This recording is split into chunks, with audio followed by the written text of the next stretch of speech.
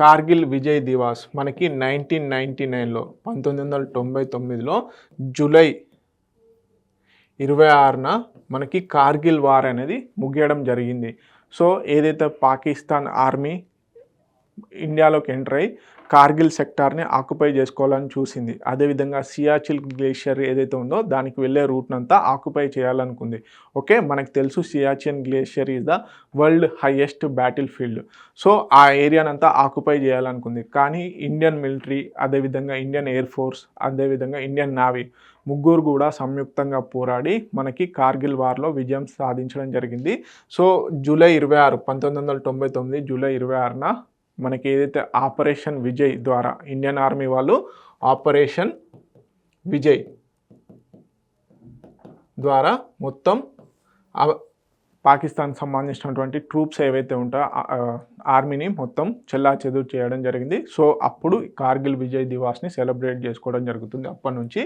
So అందుకని చెప్పేసి operation Vijay ద్వారా ఇండియన్ ఆర్మీ వాళ్ళు చేశారు. అదేవిధంగా మిగతా ఆపరేషన్స్లో భాగంగా మనకి ఆపరేషన్ సఫేద్ సాగర్ అని చెప్పేసి ఇండియన్ ఎయిర్ ఫోర్స్ కండక్ట్ చేసింది. ఆపరేషన్ తల్వార్ వచ్చేసి మనకి ఇండియన్ నేవీ కండక్ట్ చేసింది. మనకి బేసిక్గా జూలై 26, 1999 రోజున మనకి కార్గిల్ వార్ అనేది అఫీషియల్గా డిక్లేర్ చేయడం జరిగింది, ఇండియా విన్ అయినట్టుగా. సో అప్పటి నుంచి బేసిక్గా మనము కార్గిల్ విజయ్ దివాస్ని సెలబ్రేట్ చేసుకోవడం జరుగుతుంది జూలై 26న. ఓకే, సో దీంట్లో ప్రధానంగా వచ్చేసి ఇండియన్ ఆర్మీ వచ్చేసి ఆపరేషన్ విజయ్ని కండక్ట్ చేయడం జరిగింది. దీంట్లో దాదాపుగా 2 లక్షల మందికి పైగా ఆర్మీ పర్సనల్స్ పాల్గొని మన దేశానికి విజయాన్ని సాధించడం జరిగిందన్నమాట.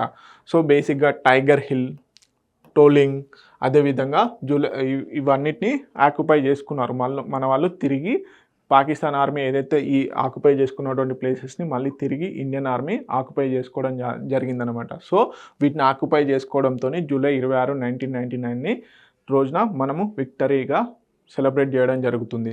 సో ఆపరేషన్ సఫేద్ సాగర్ వచ్చేసి ఎయిర్ ఫోర్స్, గుర్తుపెట్టుకోండి, ఖచ్చితంగా అడిగే ఛాన్సెస్ ఉన్నాయి.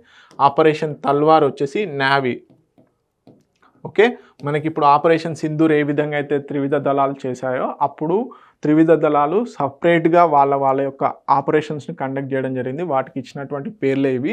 సో తర్వాత హానరీ అంటే ఆ విజయాన్ని గుర్తు చేసుకుంటూ ప్రతి సంవత్సరం కూడా కార్గిల్ విజయ్ దివాస్ని సెలబ్రేట్ చేసుకోవడం జరుగుతుంది.